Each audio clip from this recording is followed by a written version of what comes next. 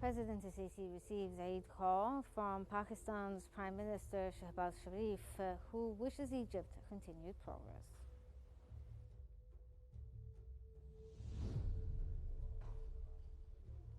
Foreign Minister Badr Abdulati holds a call with Turkish counterpart to boost ties and discuss Mideast developments.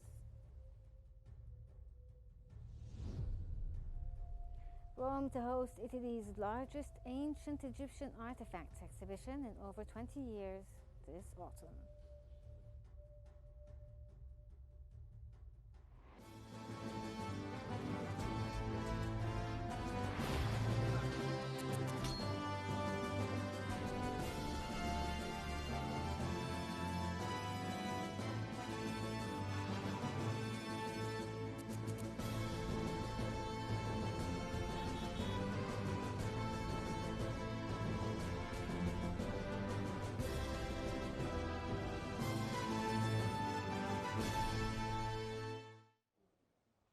President Abdel Fattah al-Sisi received a phone call from Pakistani Prime Minister Shehbaz Sharif, who extended Eid al-Adha greetings and wished Egypt a continued progress and prosperity. President al-Sisi expressed appreciation for the kind wishes and reaffirmed Egypt's commitment to strengthening cooperation with Pakistan across various sectors for the benefit of both nations. The two leaders also underscored the importance of enhancing consultation and coordination on regional and international issues to promote security, stability, and development.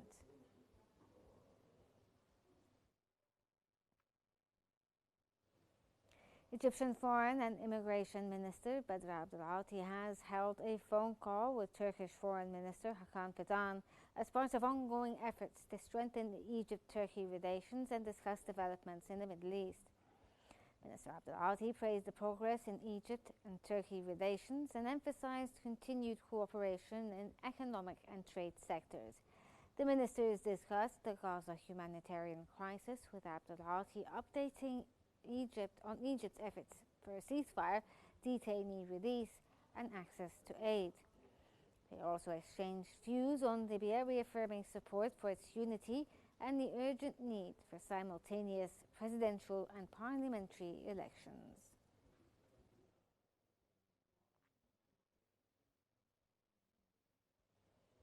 Egypt's stance on the Palestinian cause has remained unwavering for decades in the face of escalating conflict and regional pressure. Cairo continues to advocate for a just and lasting solution. Here's more on Egypt's position and the ongoing efforts. Egypt's position on the Palestinian cause remains firm, principled and rooted in a deep understanding of regional dynamics. Cairo sees peace, not escalation, as the only path to ensure stability and security for all peoples of the region.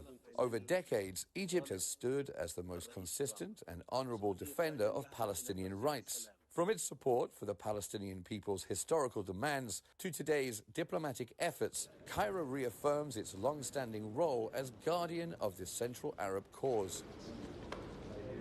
President Abdel Fattah al-Sisi has repeatedly stressed the need to establish an independent Palestinian state on the June 4th, 1967 borders, with East Jerusalem as its capital, as the only way to secure lasting peace. That stance reflects not only a national consensus, but also broad international support.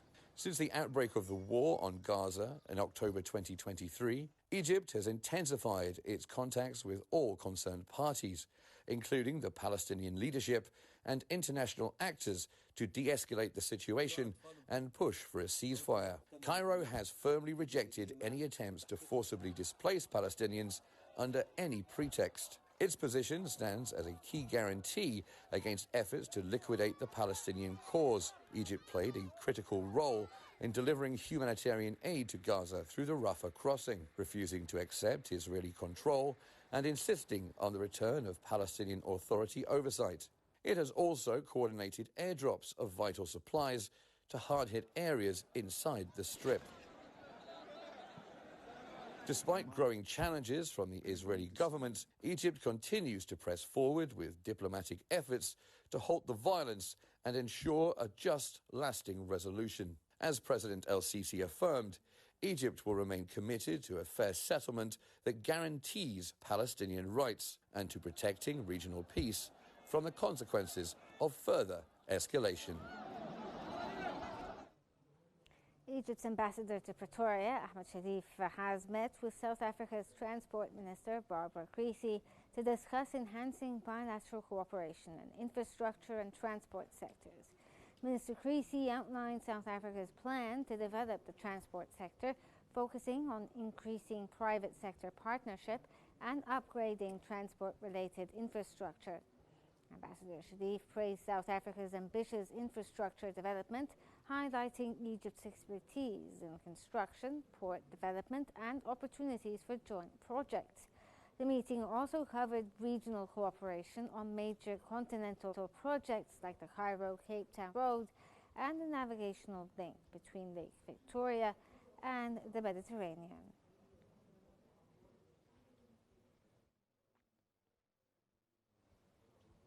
This autumn, Rome will showcase one of Italy's largest exhibitions of ancient Egyptian artifacts in over 20 years. Titled Treasures of the Pharaohs, the exhibition runs from October 24, 2025 to May 5, 2026 at the prestigious Succedaria del Guanarli. It features over 130 masterpieces from the Egyptian Museum in Cairo's Tahrir Square and the Luxor Museum. Organized by Egypt's Supreme Council of Antiquities and Italian cultural partners, the exhibition spans 3,000 years of ancient Egyptian history, exploring themes of kinship, religion, daily life, funerary practices, and recent archaeological discoveries, including the famed Golden City unearthed in Luxor.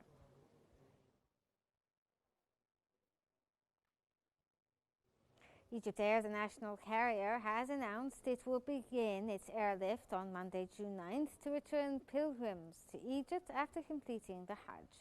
In a statement issued, the airline said it will operate 6 flights from Jeddah to Cairo tomorrow, carrying pilgrims from the governorates of Sohag, Bahira, Giza, Munufiyya, and Beni Suef, along with individual pilgrims, tourism delegations, transit travelers, and those returning after work or residency abroad.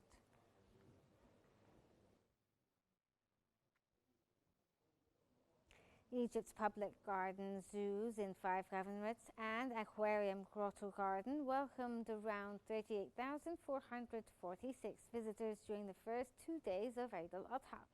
According to the statement from the Ministry of Agriculture, the Alexandria Zoo topped the list with over 15,000 visitors, followed by Kafr Sheikh Zoo with 9,000 visitors. Other popular spots include the Aquarium Grotto Garden in Zamalek with 3,500 visitors, Fayoum Zoo with 3,700 visitors, Beni Suef Zoo with 3,400 visitors, and the Oriental Zoo in Sharqiya with 2,710 visitors. Veterinary Services Chairman Dr. Hamid Al-Aqsas said that extra measures were taken to ensure the crowd control visitor safety. Entry tickets were priced at £5 with opening hours from 9 a.m. to 5 p.m. during the holiday.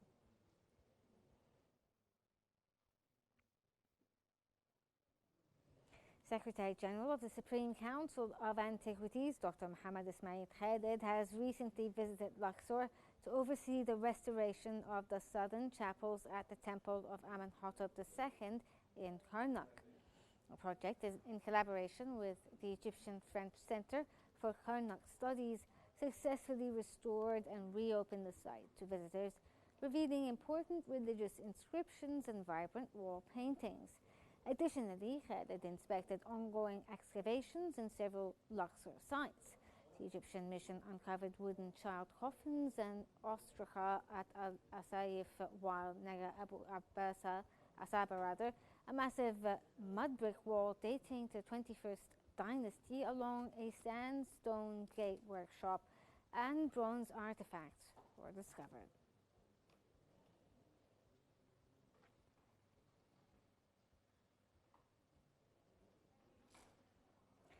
Under the directive of the Minister of Tourism and Antiquities, Sharif Fathi, the newly equipped visitor centre at Qad Bay Citadel has officially opened inside the main tower hall.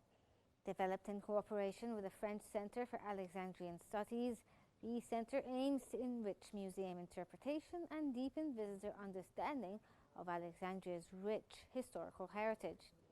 Dr. Mohammed Ismail Khalid, Secretary General of the Supreme Council of Antiquities, highlighted the center's role in showcasing key archaeological sites surrounding the citadel, including the ancient lighthouse area and the eastern harbor part of Alexandria's royal district.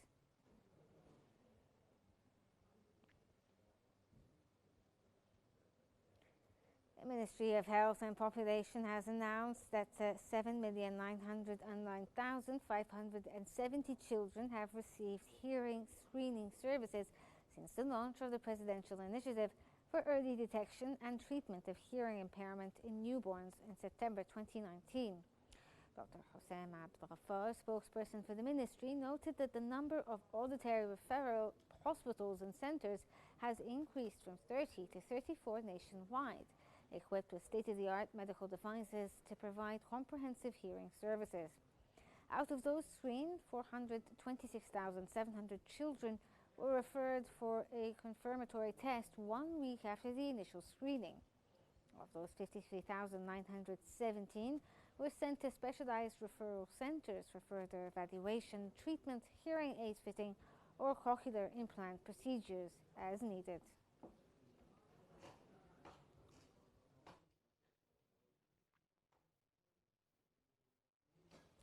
Ministry of Health and Population has announced that the presidential initiative to support Egyptian women's health, launched in July 2019 by President Abdel Fattah al-Sisi, has recorded 59.8 million visits through May 2025.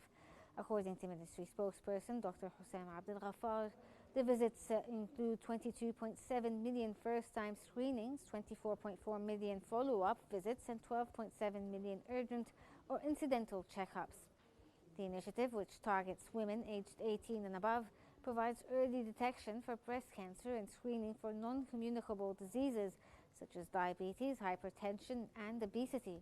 Medical services are offered through 3,663 primary care units and 102 hospitals nationwide, in addition to mobile clinics and hotline support via 15335. So far, 816,421 women have been referred for advanced diagnostic services.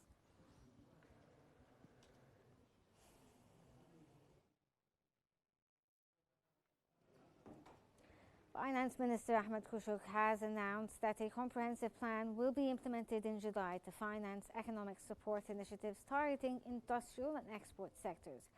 Kushuk stated that 78 billion Egyptian pounds has been allocated to the new budget to encourage private sector growth, boost production, and enhance Egypt's export competitiveness. Of this, 45 billion Egyptian pounds is dedicated to supporting the export sector, ensuring timely disbursement of exporter dues through the Export Burden Refund Programme, in line with the government's broader strategy to drive economic growth.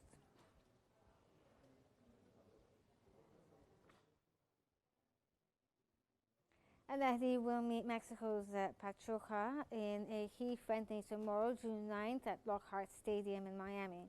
The match is part of both teams' preparation for the FIFA Club World Cup, set to begin June 14th in the U.S. under new Spanish coach Jose Ribeiro. Al-Ahli will use the game to test tactics and integrate summer signings before their Club World Cup opener against Inter Miami on June 15th. They'll also face Palmeiras on June 19th and on June 24th.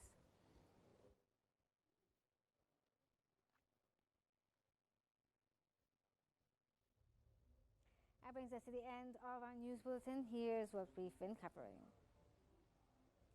President al-Sisi receives a call from Pakistan's Prime Minister Shehbaz Sharif, who wishes Egypt continued progress. Foreign Minister Badr Abdulati holds call with Turkish counterpart to boost ties, discuss Middle East development. And Rome to host Italy's largest ancient Egyptian artifacts exhibition in over 20 years this autumn.